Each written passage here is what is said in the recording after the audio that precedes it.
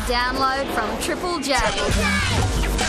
For more music, current affairs, comedy and culture, triplej.net.au. And now... 2008.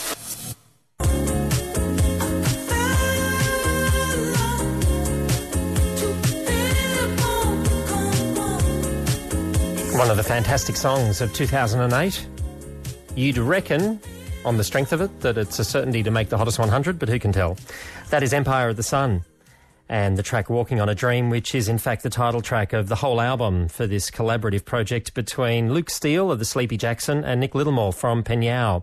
Empire of the Sun pretty much came out of nowhere, and I thought at first the collaboration was pretty much sparked off by the two getting together on last year's Pnau record, because there was a couple of tracks on the Pnau record of late last year, one in particular called With You Forever, which featured the vocals of Luke Steele. But I found out when I spoke to both recently that the collaboration between the two of them goes way back, much further than that. Me and Nick started working back in 2000, and then that kind of, I guess, started heating up a bit more towards like 2005. We started doing more sessions, and then the Pnau record.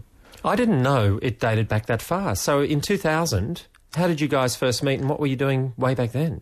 I don't think I was even signed to EMI. I think Simon... He just had the demo and he played it to me in his office and said, "This is guy, Sleepy Jackson, he's going to be in town tomorrow." We met up the next day and Luke was carrying around a briefcase with something, I don't know what was in it at that stage. And the next day we went straight up to my studio and we started working.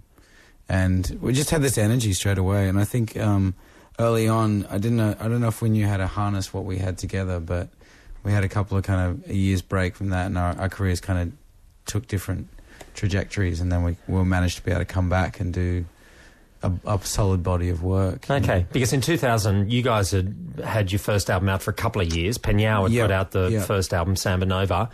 It was 3 years off from your first record with Sleepy Jackson, wasn't it? So I was still on the EPs and pretty inspired to learn new things. And you were still pretty young at that stage and developing, you know, your craft. Yes. What did you make of Nick and working with him? Did you immediately find a bond? Yeah, well, I think it's been talking about this. I think chemistry is very rare, especially in songwriting. There's a lot of musicians, but you don't always find the chemistry. I think that first hit, when we worked, it was Nick had something that I knew nothing about, which was, you know, great production and also lyric writing. Nick's a great poet. And did you also like him as a person? Complete bastard. Musically, very talented. Asshole otherwise. But I mean, obviously friendship, mateship, all that sort of stuff, because you're so, you know, when you work together on any project, as it is with any sort of working relationship, you're in your face 24/7 sometimes, you know, working alongside someone in a studio in a confined space on essentially hard things like creative ideas. Personality, obviously, is a big part of it, isn't it? Yeah, well, I think our first years, we sort of sorted through the whole, I guess we're both kind of young, and it was not so much jealousy, but I think it was, we're both fighting through those things that you deal with as new artists. Young people, you know, and passionate, and, you know, that can get confused at times, I think. And I think what's been great is that we've gone through crap, and, you know, as you do in the industry, but we've come through that and realised that what we had done initially was make great music, and that we need to pick that back up and, you know, reignite that flame. And it was great timing, Luke having done the Personality record, and there was a good air, like there was a good space to come in and just do something. And most of the record was done. I mean, we would have like 4 hours with Luke. We'd be like, okay, next Tuesday night we got Luke for 4 hours. And you kind of get everything ready in the studio and you make everything perfect. And then, so it wasn't like we were in each other's face that much, because you'd go into the studio and you just make a song and finish a song in 4 hours. You'd have to get it done. And was that pressure good? Fantastic. I mean, Luke's a genius. I mean, I think that's quite well known. Right back at you, brother. Melodically and just the way he operates, I think we're quite similar, that it's very much just shoot from the hip, and you're just trying to build something like making a sandwich or just trying to build a tower, you know. And it just happens to be, with Luke, he just hears melody unlike anyone else. And so if you have that opportunity to work with someone of his calibre, it's hard to kind of not do something great. Come on now.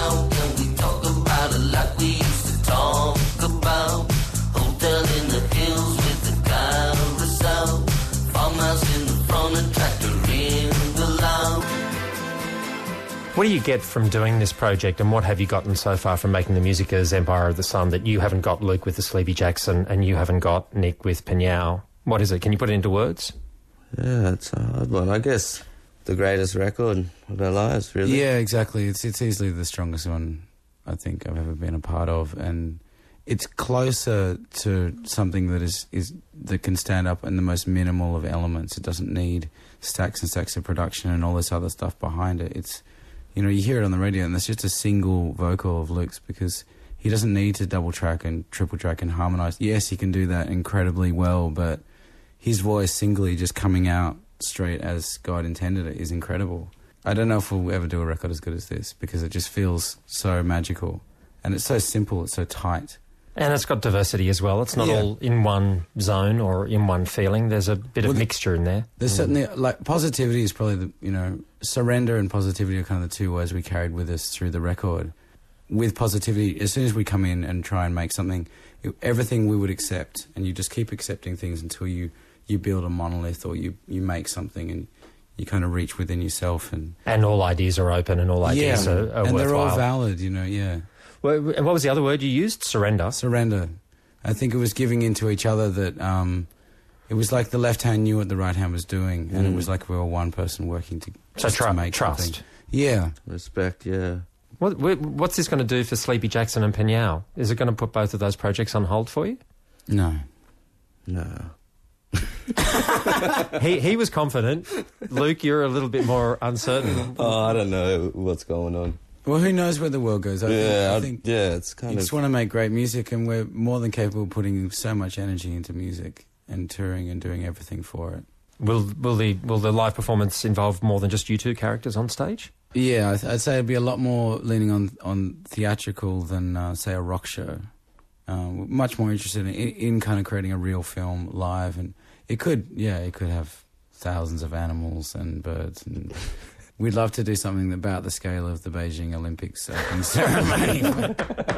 And I know they're all around now, you know. They're just hanging out waiting for the next opening ceremony. Well, exactly. They've got nothing to do for 4 years. You might as well use them, that's for sure. Let's hear the opening track, Standing on the Shore. Really love that guitar line, which happens at the start of this track. Thank you. Is that yours, Luke? Yeah, it started with the King Crimson kind of jagged... I was going to say Robert Fripp, and I thought, no, don't be pretentious. He probably didn't think of Robert Fripp when he was making it, but it did remind me of the King Crimson stuff when I heard it. Wow, isn't that funny? Yeah, so you had that going through your brain when you kind of did that guitar work? Yeah, basically the rhythm track, and then I don't know how I came up with that little lead solo thing. That's pretty good. It is good. It is. It's a really nice touch. Yeah, that was another special moment, but yeah, it kind of...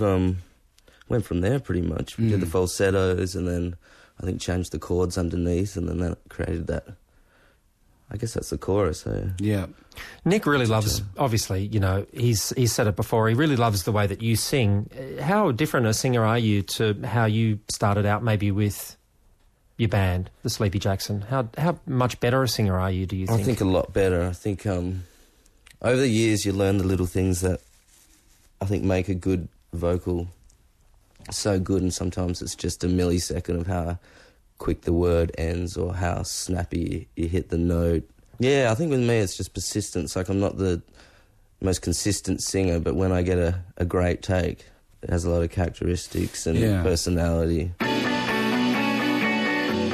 2008 with Richard Kingsmill on Triple J.